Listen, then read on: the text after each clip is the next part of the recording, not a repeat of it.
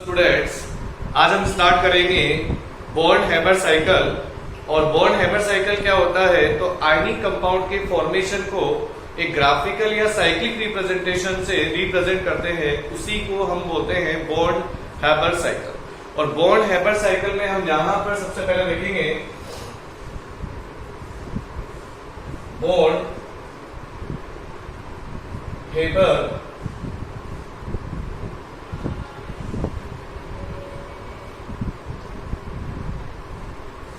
Cycle. और born-Haber cycle में यहां पर हम NaCl का फॉर्मेशन पढ़ते हैं कि NaCl का फॉर्मेशन किस तरह से होता है। तो देखो, सबसे पहले Na यहां पर लेते हैं सॉलिड और हाफ Cl2, यह है गैस। इससे हम यहां पर बनाते हैं NaCl सॉलिड कंपाउंड।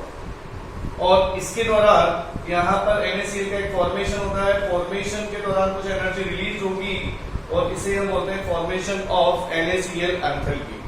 तो यह तो NaCl का एक डायरेक्ट मेथड है बनाने का, और हम इनडायरेक्टली मेथड भी पढ़ते हैं। और बॉर्न-हैबर साइकिल का जो मेन यूज होता है वो होता है लैटिस एनर्जी को कैलकुलेट करने का। मतलब लैटिस एनर्जी को हम बॉर्न-हैबर साइकिल द्वारा ही कैलकुलेट करते हैं। तो सबसे पहले यहाँ पर हमने सोडियम सॉलिड है, तो यहाँ पर सोडियम को हम किस में कन्वर्ट करेंगे, गैस में, क्योंकि आयोनाइजेशन एनर्जी को हम आइसोलेटेड गैसियस एटम में ही डिफाइन करते हैं। तो सॉलिड को जब गैस में कन्वर्ट करते हैं तो हमें यहाँ पर एनर्जी देनी पड़ेगी, और वो कौन सी एनर्जी होगी, सप्लीमेशन, यहाँ पर, जिससे हमें सॉलिड से गैस में एलिमेंट या एटम कन्वर्ट हो जाएगा, मिलेगा। उसके बाद में हमें यहाँ पर गैसियस एटम को अगर एक इलेक्ट्रॉन निकालने के लिए एनर्जी देनी पड़ेगी, उसे हम बोलते हैं आयोनाइजेशन एनर्जी, जिससे हमें यहाँ पर केटाइन मिलेगा Na+ और गैसियस केटाइन हमें मिल गया। इसी तरह से हम गैसियस एनाइन भी लेंगे, और यहाँ पर Cl के बीच में बॉन्ड होता है। उस बॉन्ड को ब्रेक करने के लिए हमें बॉन्ड डिसोसिएशन एनर्जी की नीड होगी, और बॉन्ड डिसोसिएशन एनर्जी भी एंडोथर्मिक प्रोसेस होता है। और यहाँ पर ये हमारा बन जाएगा Cl गैस। और Cl गैस से एक इलेक्ट्रॉन ऐड करने के लिए हमें एनर्जी रिलीज होगी, उसे हम बोलते हैं इलेक्ट्रॉन एफिनिटी। और यह एक एक्सोथर्मिक प्रोसेस होता है जहां पर एनर्जी रिलीज होगी, और यहां पर हमें मिलेगा Cl गैसियस एनाइन। और हमें जब गैसियस केटाइन और गैसियस एनाइन दोनों मिल चुके हैं, तो दोनों को आपस में कंबाइन करने पर हमें जो एनर्जी रिलीज होगी उसे हम बोलते हैं लैटिस एनर्जी। और यहाँ पर आयनिक कंपाउंड का फॉर्मेशन होगा। तो लैटिस एनर्जी को हम U से भी रिप्रेजेंट करते हैं। तो 1 मोल ऑफ गैसियस केटाइन और एनाइन से 1 मोल आयनिक कंपाउंड के फॉर्मेशन के दौरान जो एनर्जी रिलीज होती है उसे हम क्या बोलते हैं, लैटिस एनर्जी। और लैटिस एनर्जी की वैल्यू जितनी ज्यादा होगी, यह भी डेल्टा एच यहाँ पर नेगेटिव होगा, क्योंकि यह भी एक एक्सोथर्मिक प्रोसेस होता है, एनर्जी रिलीज होती है। तो लैटिस एनर्जी की वैल्यू जितनी ज्यादा होगी तो आयनिक कंपाउंड की स्टेबिलिटी उतनी ही ज्यादा होगी। क्योंकि हम जब भी आयनिक बॉन्ड बनाते हैं या बॉन्ड का फॉर्मेशन होता है तो एनर्जी क्या होती है, रिलीज होती है। बॉन्ड फॉर्मेशन एक एक्सोथर्मिक प्रोसेस होता है। अब आता है यहाँ पर, इससे हम लैटिस एनर्जी को कैसे कैलकुलेट करेंगे। हमने NaCl का फॉर्मेशन देखा बॉर्न-हैबर साइकिल से। तो यहाँ पर डेल्टा एच फॉर्मेशन जो हम यहाँ पर डायरेक्ट मेथड देख रहे हैं, जिससे NaCl का फॉर्मेशन हो रहा है, और NaCl के फॉर्मेशन के दौरान जो एनर्जी रिलीज होती है उसे हम बोलते हैं फॉर्मेशन ऑफ NaCl या फॉर्मेशन एंथैल्पी। अब आता है फॉर्मेशन एंथैल्पी किसकी इक्वल होगी, तो यह टोटल, यहाँ पर सारी की सारी एनर्जी, टोटल एनर्जी हम कैलकुलेट करेंगे, सप्लीमेशन जो कि पॉजिटिव होती है। उसके बाद में आ जाता है ionization energy, delta H ionization energy. उसके बाद आता है bond dissociation energy, delta H BdE, यहाँ पर लेते हैं। और यहाँ पर उसके बाद में आता है यहाँ पर ये वाली जो इलेक्ट्रॉन एफिनिटी, और यहाँ पर लास्ट में लेते हैं हम डेल्टा एच या E, इसको U से रिप्रेजेंट कर देते हैं लैटिस एनर्जी। और यह यहाँ पर मतलब कुल मिलाकर के 3 जो एनर्जी है वो पॉजिटिव में होगी, सप्लीमेशन, बॉन्ड डिसोसिएशन एनर्जी और ionization energy, electron affinity and यहाँ पर लैटिस एनर्जी जो होगी वो क्या होगी, एक्सोथर्मिक। तो ये वाला जो प्रोसीजर होगा वो एंडोथर्मिक प्रोसीजर होगा, और यहाँ पर जो वाला होगा, इसके बाद ये वाला जो प्रोसीजर होगा वो एक्सोथर्मिक होगा, एनर्जी रिलीज होगी। और हमें पता है कि बॉन्ड तभी स्टेबल होगा जब एनर्जी क्या होती है, रिलीज होती है। तो ओवरऑल यहाँ पर ये देखो, इन सबकी वैल्यू हमें गिवन होगी केवल और केवल लैटिस एनर्जी को छोड़ करके, और यहाँ पर डेल्टा एच फॉर्मेशन के अलावा डेल्टा एच फॉर्मेशन के अंदर भी गिवन होगी, इन सबकी वैल्यू गिवन होगी, तो हम यहाँ पर लैटिस एनर्जी को निकाल सकते हैं। दूसरा, यहाँ पर आयनिक कंपाउंड के फॉर्मेशन के लिए फेवरेबल क्या होता है, तो favourable condition for ionic bond formation, favourable condition for ionic bond formation.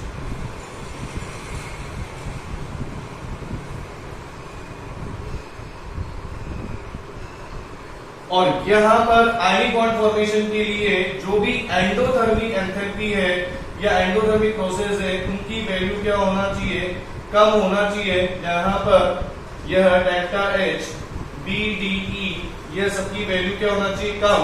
और यहाँ पर delta H electron affinity plus lattice energy की वैल्यू क्या होना चाहिए, ज्यादा।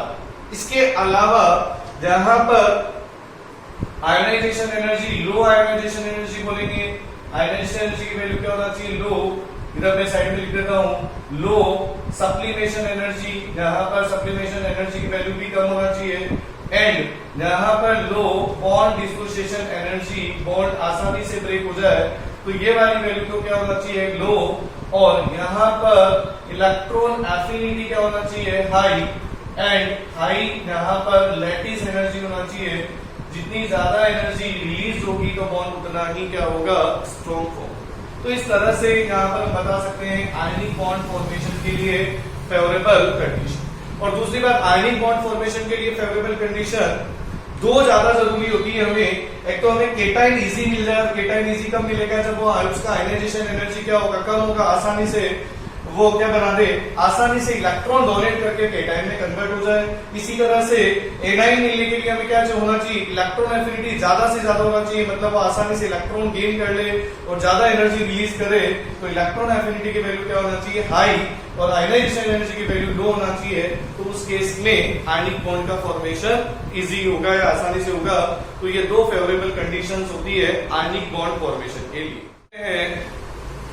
आयनिक कंपाउंड्स की प्रॉपर्टीज क्या क्या होती है, तो सबसे पहले मैं बात करूंगा कैरेक्टरिस्टिक्स ऑफ आयनिक कंपाउंड या properties of ionic compounds. Properties of ionic compound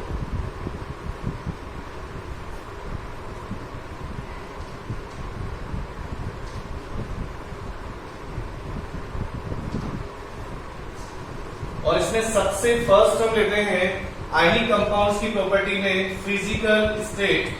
physical state में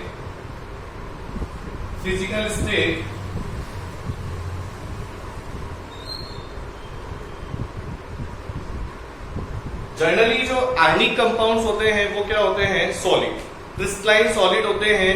उनका रीजन क्या होता है, क्योंकि अपोजिट केटाइन और एनाइन, अपोजिट आयन के बीच इलेक्ट्रोस्टैटिक फोर्स ऑफ अट्रैक्शन होता है जो कि स्ट्रॉन्ग होता है। इसीलिए यहाँ पर आयनिक कंपाउंड का जो नेचर होता है वो क्रिस्टलाइन सॉलिड या हार्ड होते हैं और ब्रिटल होते हैं। वो ब्रिटल का मतलब होता है कि थोड़ा सा फोर्स लगाते ही वो क्या हो जाते हैं, ब्रेक हो जाते हैं आसानी से।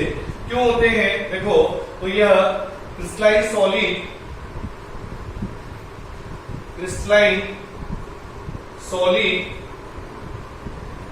एंड ब्रिटल, उसका ब्रिटल होने का रीजन ये होता है क्योंकि आयनिक कंपाउंड में जो क्रिस्टल होता है उसमें पॉजिटिव नेगेटिव आयंस, या पॉजिटिव आयंस है, या नेगेटिव आयंस, पॉजिटिव आयंस या नेगेटिव आयंस या पॉजिटिव आयंस। यहाँ पर इसी तरह से नेगेटिव पॉजिटिव नेगेटिव पॉजिटिव या नेगेटिव, यहाँ पर भी ये पॉजिटिव नेगेटिव पॉजिटिव नेगेटिव और यह पॉजिटिव। अपोजिट आयंस आपस में बॉन्डेड होते हैं। जैसे ही मैंने यहाँ पर कोई फोर्स लगाया, यहाँ पर फोर्स लगाने पर इसमें आयंस की जो एक लेयर है वो खिसक जाती है और यहाँ पर सेम चार्ज क्या हो जाते हैं, आपस में पास पास आ जाएंगे और सेम चार्ज पास पास आने की वजह से यहाँ पर क्या हो जाएगा, रिपल्शन प्रोड्यूस हो जाएगा और रिपल्शन लगने की वजह से ये आसानी से क्या हो जाते हैं, ब्रेक। जैसे यहाँ पर यह नेगेटिव या पॉजिटिव नेगेटिव पॉजिटिव, ये नेगेटिव पॉजिटिव नेगेटिव पॉजिटिव, यहाँ पर नेगेटिव पॉजिटिव नेगेटिव पॉजिटिव, इस तरह से मतलब सेम चार्ज आपस में पास पास आने की वजह से आसानी से क्या हो जाते हैं ब्रेक, इसलिए इनको हम बोलते हैं ब्रिटल नेचर शो करते हैं आयनिक कंपाउंड। दूसरा आता है second melting point and boiling point. Melting point and boiling point की अगर बात करें तो आयनिक कंपाउंड्स का जो मेल्टिंग पॉइंट बॉइलिंग पॉइंट होता है वो जनरली हाई होता है। क्यों? क्योंकि अपोजिट आयन के बीच में वो इलेक्ट्रोस्टैटिक फोर्स ऑफ अट्रैक्शन लगता है और strong electrostatic force of attraction की वजह से उनको ब्रेक करना बहुत टिपिकल होता है, इसलिए वो जनरली हाई टेम्परेचर पर ही ब्रेक होते हैं, इसलिए उनका मेल्टिंग पॉइंट और बॉइलिंग पॉइंट भी क्या होता है, जनरली हाई होता है। तो आयनिक कंपाउंड्स या they have high melting point and boiling, high melting point and boiling point due to strong electrostatic force of attraction, due to strong electrostatic force of attraction, short में लिख रहा हूं EFA, electrostatic force of attraction.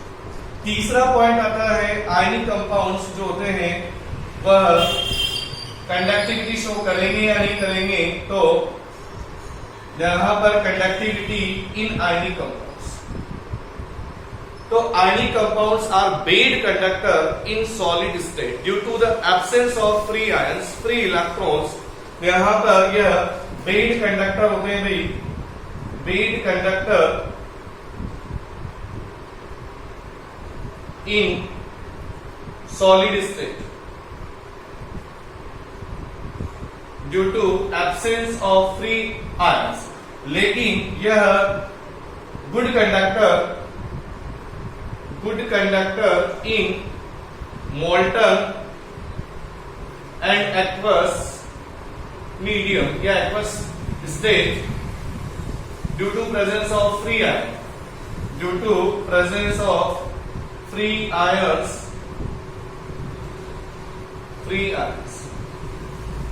तो यह conductivity का अगर order की बात करूं तो ऑर्डर ऑफ कंडक्टिविटी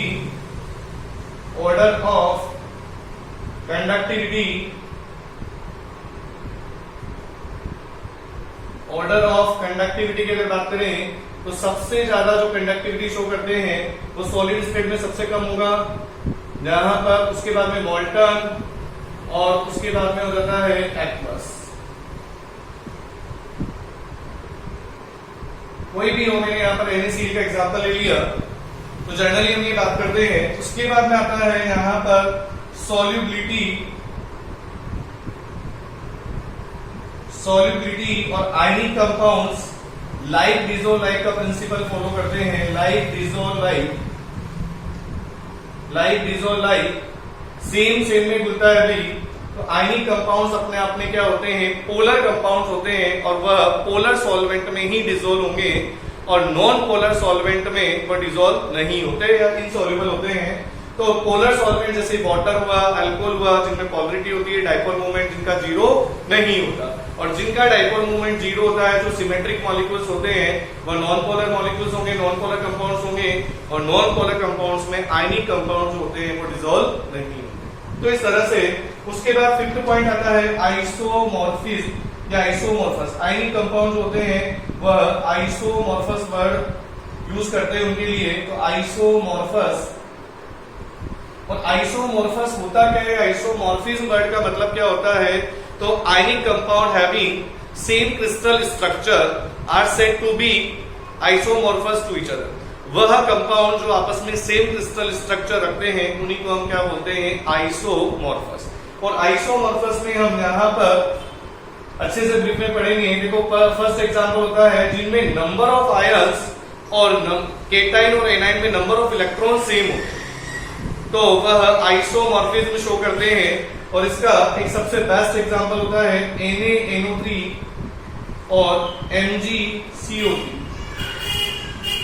जिसमें नंबर ऑफ आयंस दोनों में सेम है, plus number of electrons in cation और anion, number of electron in cation and anion. Cation और एनाइन में नंबर ऑफ इलेक्ट्रॉन भी सेम है, तो ये दोनों आपस में क्या होंगे, एक दूसरे के आइसोमॉर्फस। दूसरा पॉइंट आता है, जैसे यहाँ पर दूसरे से इसी का आइसोमॉर्फिज्म का एग्जांपल होता है, जैसे हमने पढ़ा है ब्लू विट्रियोल CuSO4 5H2O, लेकिन ब्लू विट्रियोल ना लेकर के FeSO4.7H2O ये ग्रीन विट्रियोल होता है, ZnSO4 7H2O यहाँ पर लेते हैं, और यहाँ पर MgSO4 7H2O ये भी आता है MgSO4.7H2O। इनका भी यहाँ पर क्रिस्टल स्ट्रक्चर या जर्नल फॉर्मूला क्या होता है, सेम होता है, और यहाँ पर क्रिस्टलाइन वाटर मॉलिक्यूल के नंबर भी क्या होते हैं, सेम। तो ये वाले मॉलिक्यूल्स भी आपस में क्या होंगे, आइसोमॉर्फस, ये आइसोमॉर्फस होते हैं। और एक तीसरा सबसे बेस्ट एग्जांपल आता है जो मैं इधर लिख देता हूं, यहाँ पर इसी का आइसोमॉर्फस का वो आता है एलम, और एलम में यहाँ पर एलम भी आइसोमॉर्फिज्म का एक सबसे बेस्ट एग्जांपल होता है, और इसमें हम लेते हैं M2SO4.M2-SO4 का होल थ्राइस .24H2। यहाँ पर जो होता है एन वो मोनोवैलेंट होता है, और इसमें सोडियम पोटेशियम को हम लेते हैं, सोडियम या पोटेशियम, और यहाँ पर एन डेज होता है वो होता है ट्राइवैलेंट केटाइन, ये मोनोवैलेंट केटाइन होता है, ये ट्राइवैलेंट केटाइन होता है, और इसके अंदर हम लेते हैं एल्यूमिनियम, आयरन और क्रोम, जिसे हम बोलते हैं पोटाश एलम या क्रोमियम एलम जहां पर। तो इस तरह से एलम भी क्या होता है, एक तरह से आइसोमॉर्फस का एग्जांपल होगा। तो इसके बाद नेक्स्ट हम देखेंगे, ये तो था properties of ionic compounds. Next video देखने के लिए केमिकल बॉन्डिंग को हम कंटिन्यू रखेंगे, और हमारी नेक्स्ट वीडियो देखने के लिए हमारे चैनल पर बने रहे, चैनल को सब्सक्राइब करना ना भूलें, और जो पिछली वीडियो का जो लिंक है वो डिस्क्रिप्शन बॉक्स में दिया गया है, उसको जरूर देखें।